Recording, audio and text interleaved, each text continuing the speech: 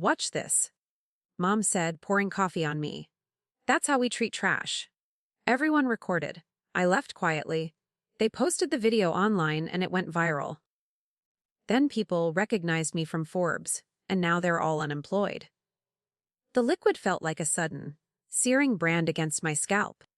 It soaked my white wool sweater in seconds. The country club air smelled of expensive perfume and burnt beans. No one reached for a napkin. Instead, 5 smartphones rose in perfect, choreographed unison.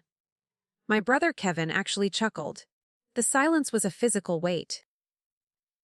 I could hear the rhythmic drip of dark liquid hitting the patterned carpet.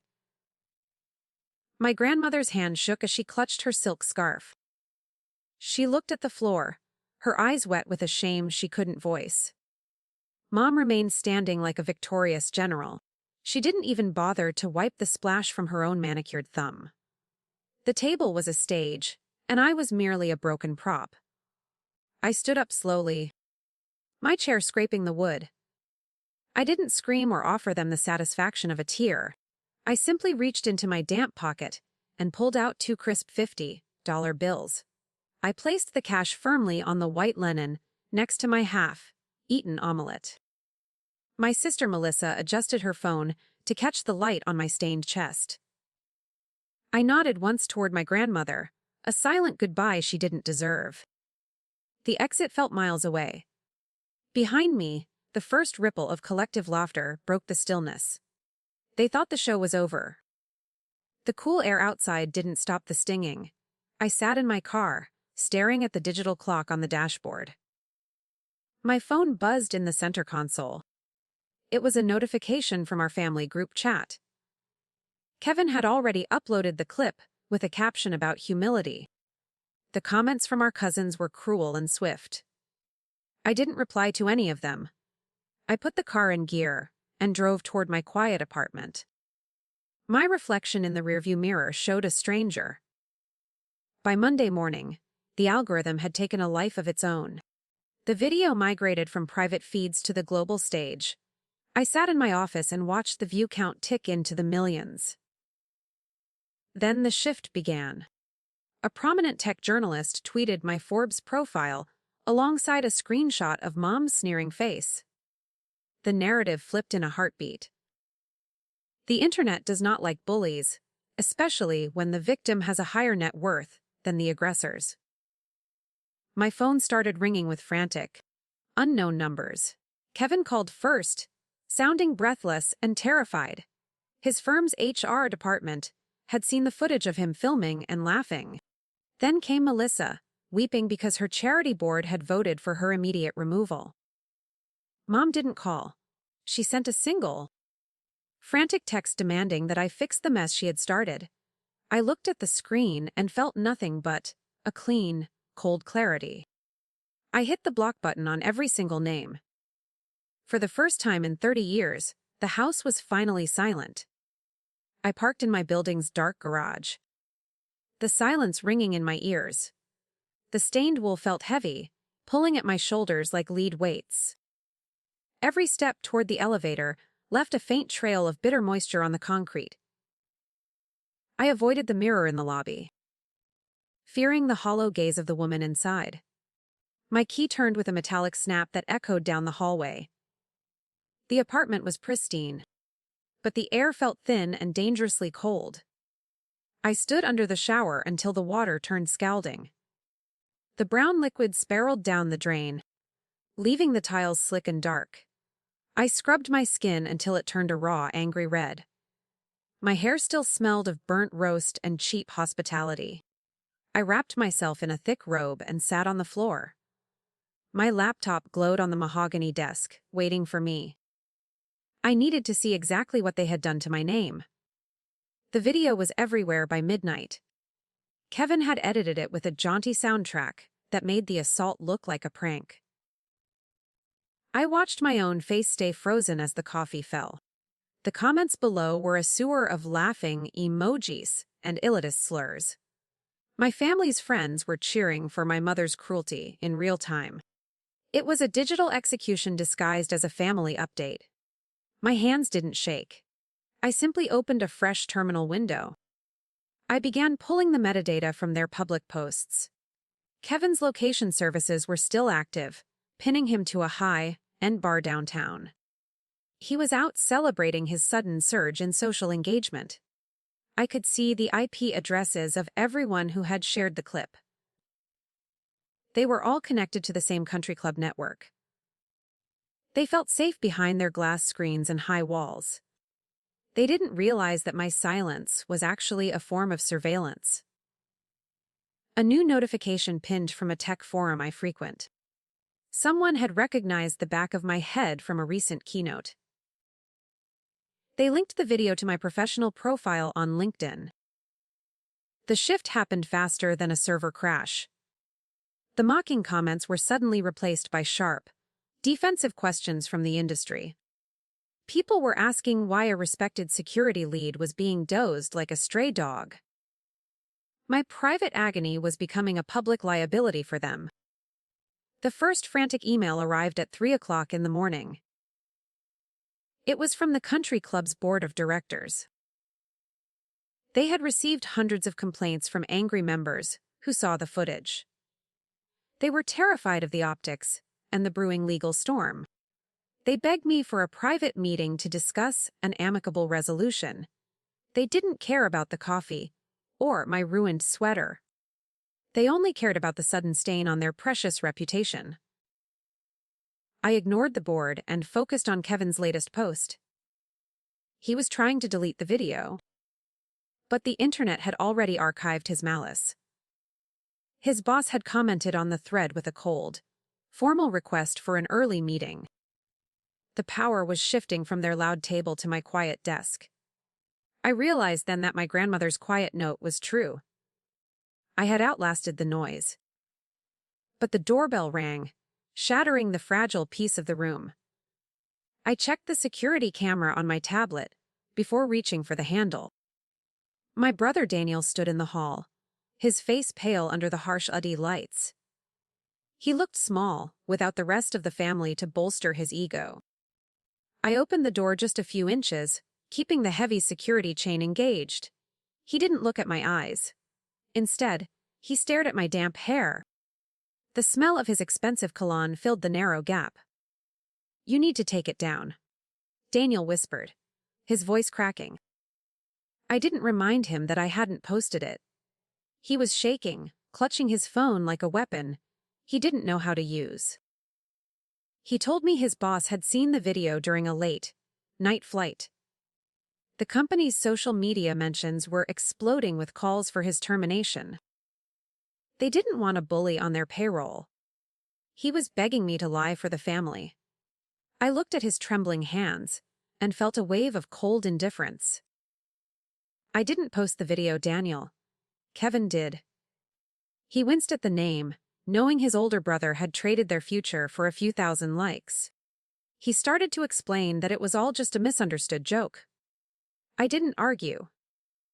I simply showed him the screen of my tablet. The Forbes article was now the top result for our family name. His eyes went wide. The power dynamic shifted in that silent hallway. He realized I wasn't the struggling relative they mocked at brunch. I was the one holding the digital keys to their survival. He began to offer a frantic apology, promising to pay for the sweater and the coffee. It was too late for groceries and tuition notes. I saw a movement behind him near the elevators. A neighbor was watching us with a curious, judgmental frown. The world was watching. "Go home, Daniel?" I said. My voice flat and final. He tried to block the door with his designer shoe, but I didn't flinch. I told him that every word he said was being recorded by my smart doorbell. His face drained of what little color remained. He stepped back as if the wood were electrified. He knew the footage of him begging would be even worse than the brunch video. He turned and ran toward the stairs. I locked the door and leaned against the cold wood. My phone buzzed again, but this time it was a calendar alert. I had a keynote presentation in 3 days for a major security summit. The organizers wanted to know if I needed to reschedule given the viral news. I typed a short reply. I told them I would be there on time.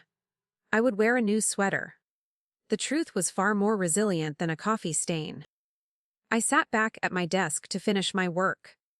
A private message appeared from an anonymous account on a secure platform. It contained a zipped folder of my mother's recent bank statements. I suspected then what I would later confirm. My grandmother had been the silent observer, documenting the downfall for years. The folder was labeled with a single-word evidence. I clicked the file and saw that Eleanor's debts were larger than the house she used as a prop. The floor was falling. I stared at the financial spreadsheets until the numbers blurred. My mother had leveraged everything. She owned to maintain a facade of wealth. The mahogany furniture and the country club fees were paid for with vanishing credit. I realized that the coffee incident wasn't just a lesson in cruelty. It was a desperate attempt to feel powerful while her world crumbled. I felt a cold surge of clarity. My family wasn't just toxic.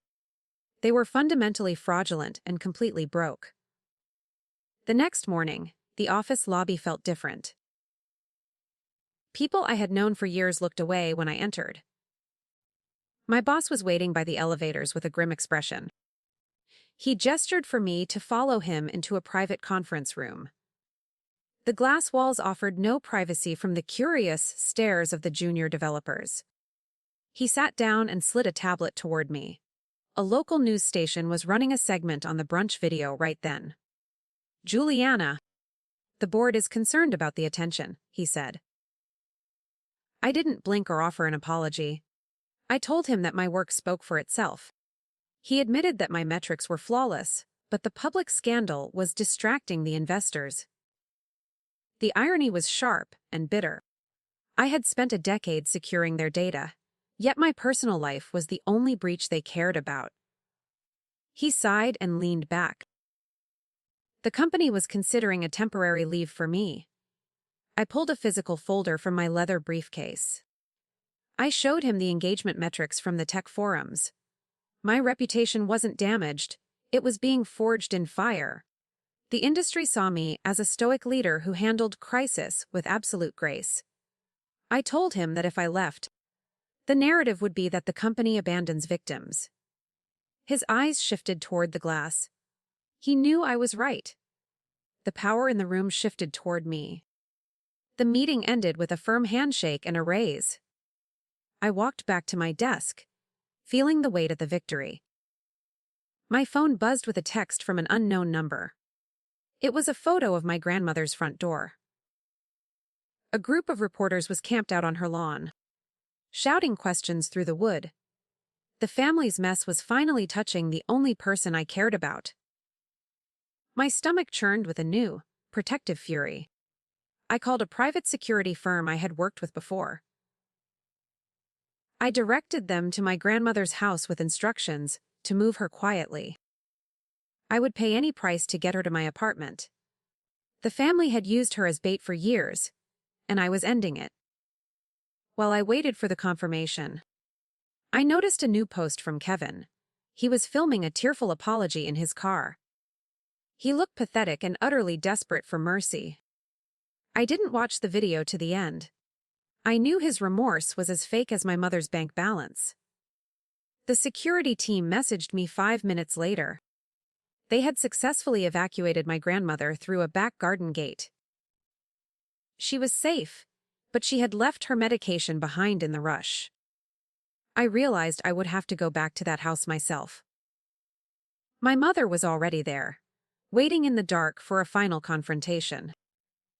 The drive to my mother's estate felt like entering a ghost town. Shadows stretched long across the manicured lawns of the neighborhood. I kept the car lights dim to avoid the few reporters, still lingering at the gates. My heart hammered against my ribs, but my hands remained steady. I had the spare key tucked inside my glove box. The air smelled of damp earth and impending rain. I stepped onto the porch, expecting a fight or a scream. I slipped inside and found the hallway plunged in total darkness. The house felt hollow, stripped of the life it once pretended to have. I moved toward the kitchen, where my grandmother kept her pill organizers, and, more importantly, where she told me she had taped the backup drive beneath the counter. The floorboards didn't creak under my careful weight. Suddenly, a single lamp flickered on in the corner of the room. My mother was sitting at the table, clutching a glass of amber liquid. Her eyes were red and deeply sunken. "You destroyed everything," she whispered, her voice like grinding stones. I didn't stop to look at her ravaged face. I grabbed the orange plastic bottles from the counter and shoved them into my bag, along with the small, cold rectangle of the backup drive I had just pried from beneath the kitchen island. She stood up, her movements clumsy and desperate. She tried to grab my arm with her cold, thin fingers. I stepped back, feeling a surge of pity instead of anger. She wasn't a monster anymore. She was just a very lonely woman. The front door burst open before I could reach for the exit. Kevin and Melissa marched in, their faces tight with a shared, frantic energy. They weren't there to check on Mom or apologize to me. They began arguing about who would pay for the legal defense. Kevin threw his expensive watch onto the table in a fit of rage. They didn't even notice the medications in my hand. Their greed was louder than any sense of family. I realized then that they were already mourning their dead reputations. Melissa started filming the argument, hoping to sell a behind that scene's exclusive. She turned the camera toward me, her eyes gleaming with a sick hope. I stood in the center of the chaos, perfectly calm. I held up my own phone, showing them the direct line to the police. The room went silent as they stared at the screen. The threat was enough to stop their shouting. "The money is gone," I said, looking directly at my mother. I revealed the truth about the bank statements I had seen. Her glass hit the floor, shattering into 1,000 jagged pieces. Kevin stopped pacing and Melissa lowered her phone in shock. They looked at the grand house as if it were a sinking ship. The performance was finally over, and the audience had left. I turned my back on them and walked toward the rain. I reached my car and locked the doors against the night. The medication was safe in my bag, ready for my grandmother. I started the engine and checked my mirrors one last time. A black SUV was parked across the street with its lights off. It followed me as I pulled away from the curb. I knew then that the family wasn't my only problem. Someone else was interested in my files. The real game was just beginning. I drove through the rain, watching the black SUV in my mirror. The headlights stayed at a fixed distance, mocking my speed. My grandmother's medicine sat heavy in the passenger seat. I needed to lose the tail before reaching my apartment. Every turn I made was mirrored by the shadow behind me. This was no longer just a family spat about spilled coffee. My work in cybersecurity had finally invited a physical threat. I gripped the leather steering wheel until my knuckles turned white. I swerved into a crowded gas station to test their intent. The SUV slowed but did not park, idling near the exit. I realized they were not after my life yet. They wanted the encrypted files on my laptop. The metadata I pulled from the viral video contained high-level vulnerabilities. My family had accidentally filmed a digital backdoor into the country club's private servers. It was a goldmine for hackers. My mother's cruelty had inadvertently started a global bidding war. I pulled out my phone and dialed my security lead. "I am being followed by a dark SUV," I said. My voice was a flat line of professional calm. He told me to head toward the industrial district. There was a secure facility there with biometric locks. I put the car in gear and accelerated onto the wet highway. The SUV surged forward, cutting off a smaller sedan to keep pace. The rain turned into a blinding sheet of gray ice. The industrial park was a maze of corrugated metal and wire. I took a sharp left behind a row of shipping containers. The tires shrieked against the slick pavement. I saw the heavy steel gates of the facility ahead. I scanned my badge as the car rolled toward the entrance. The gates groaned open and shut just as the SUV arrived. The black vehicle screeched to a halt outside the fence. I was safe for the moment. My heart slowed.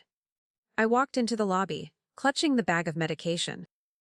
My grandmother was sitting on a sofa, drinking warm tea. She looked up and smiled, her eyes clear and steady.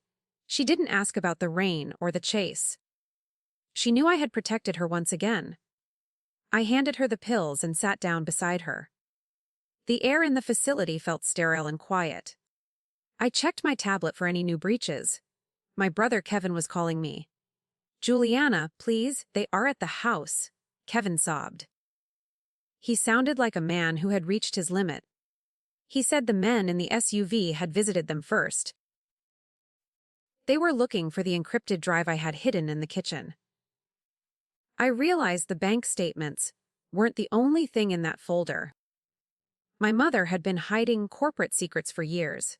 She used the family's social status as a shield for data laundering. Everything I knew was a lie. I told Kevin to call the police and hung up. I couldn't save him from the consequences of his own greed. He had posted the video that invited this darkness. I turned my attention to the encrypted folder on my screen. I broke the final layer of the code with a shaking hand. A list of offshore accounts appeared in a neat, cold column. My mother was not just broke. She was a middleman for a massive international fraud ring. The truth was blinding. The country club Brunch was a cover for their meetings. Every laugh and every insult had been a distraction for the observers. My mother poured that coffee to prevent me from noticing a guest. She needed me to leave before I recognized a face. I looked through the blurred background of the viral footage. There, sitting 3 tables away, was Viktor Volkov, a high-value target on the FBI's most wanted list for international money laundering. He was the one who had sent the black SUV after me tonight. I reached out to my contact at the Federal Bureau. I sent him the stabilized images from the viral video and the decrypted bank records from the hidden drive. The transition of power was now absolute and final. I was no longer a victim or a daughter. I was a state witness with a very long memory. The facility's alarms began to chime a low, rhythmic warning.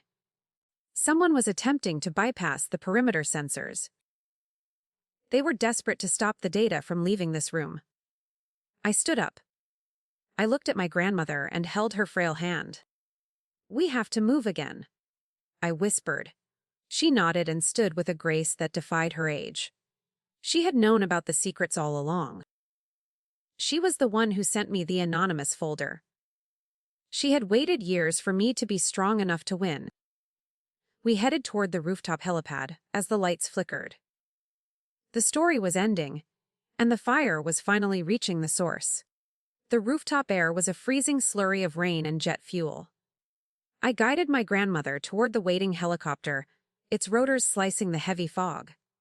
Below us, the industrial facility buzzed with a frantic, electronic alarm.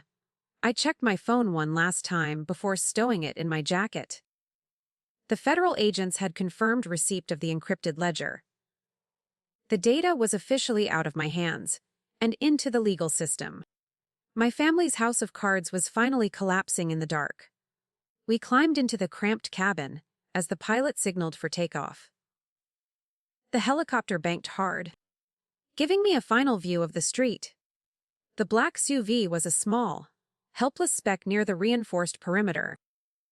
They had arrived too late to stop the transmission of the bank records. My grandmother squeezed my hand, her grip surprisingly firm for her age. She looked toward the horizon with a calm, steady resolve. She was finally free from the secrets she had carried. The flight to the city was a blurred sequence of neon lights and rain. I watched the sprawling grid of the suburbs pass, beneath the landing skids. My phone vibrated with a surge of new, high-priority notifications. Kevin was no longer crying. He was being processed at a local precinct. The video he posted had led the police directly to the illegal meat. His vanity had provided the exact evidence the authorities needed for an arrest. The irony felt like a physical weight. We landed on a secure pad atop a federal building downtown. An agent in a dark coat met us at the door. He didn't offer a smile or a warm greeting. He simply asked for the physical drive I had recovered from the kitchen. I handed it over, feeling a sudden, deep sense of relief. The burden of my mother's crimes was no longer my responsibility. I was a civilian again, though my life was forever changed by the coffee. The agent escorted us into a glass, walled room overlooking the city. He pulled up a monitor showing a live news feed. My mother's face was on every channel, though she looked utterly unrecognizable. She was being led away in handcuffs, her silk blouse ruined by the rain. The country club had been raided by federal tactical teams an hour ago. The man from the third table was also in custody. The performance had officially been canceled by the state. "Your mother is cooperating," the agent said, his voice echoing. He explained that she was trying to pin the laundering on Kevin. She was still trying to direct the narrative, even from a cell. I felt a sharp pang of disgust, but no real surprise. Her loyalty had always been a transactional tool for her own survival. She would sacrifice her golden son to save her own failing reputation. The betrayal was the most honest thing she had ever done. My grandmother looked at the screen and sighed, her shoulders dropping. She had spent decades watching Eleanor trade her soul for status. I realized the tuition money and groceries had been a quiet rebellion. My grandmother had been funding my escape, while the others built a prison. She knew I was the only one who could break the cycle. I looked at her and felt a profound, silent gratitude. We were the only family left standing in that cold room. The agent handed me a stack of papers to sign. They were witness protection forms and non-disclosure agreements for the ongoing case. I read every line with the same precision I used for code. My life in cybersecurity was the reason I had survived. I signed my name in clear, bold strokes that didn't waver. The federal government was now my shield against the shadows. I was no longer trash to be discarded by a cruel woman. We were moved to a safe house in a quiet neighborhood. The furniture was modest, but the locks were top-tier and military-grade. I sat on the small porch and watched the sunrise. The light was pale and gray, filtering through the wet trees. My phone was silent for the first time in 3 days. I had deleted the viral video from my own local storage. I didn't need a digital reminder of the day I truly woke up. I heard a soft sound from the kitchen behind me. My grandmother was making a pot of fresh, hot coffee. She brought 2 mugs out and sat in the chair beside mine. The steam rose in the cold morning air, smelling of comfort. I looked at the liquid and felt a strange, quiet laugh. I wasn't afraid of the heat anymore. Then, a black car pulled up to the curb, and a man I didn't know stepped out. The man in the black car was not an enemy. He was my lead attorney, carrying a thick leather briefcase full of settlement papers. He walked up the porch steps with a look of exhausted triumph. The federal case against my mother was airtight, and the international ties had been severed. He sat down and opened the file, revealing the final distribution of the family's frozen assets. My grandmother watched him with a calm, steady gaze. The storm had finally passed us by. "You are officially clear of all secondary investigations," he said. I felt the tension leave my spine for the first time in years. The Forbes profile was being updated to include my role in the investigation. My professional reputation was no longer just about code. It was about unshakable character. I looked at the legal documents and saw my mother's signature at the bottom. She had surrendered her rights to the estate to avoid a life sentence. Her reign was truly over. I visited the local jail 1 week later to finalize the silence. The visiting room smelled of industrial cleaner and cold, stale air. Mom sat behind the glass, her designer skin looking gray and papery. She didn't try to pour coffee this time. She only stared at my new, expensive watch with a look of pure envy. I didn't speak a single word during the entire hour. I simply let her see exactly who I had become without her. The country club was eventually shuttered and sold at a public auction. I bought the silver coffee service from our old table for a pittance. I took it home and polished it until the metal shone like a mirror. Then, I walked to the edge of the city harbor and threw it into the dark water. I watched the expensive trash sink into the mud where it belonged. The past was a weight I no longer chose to carry. I felt light.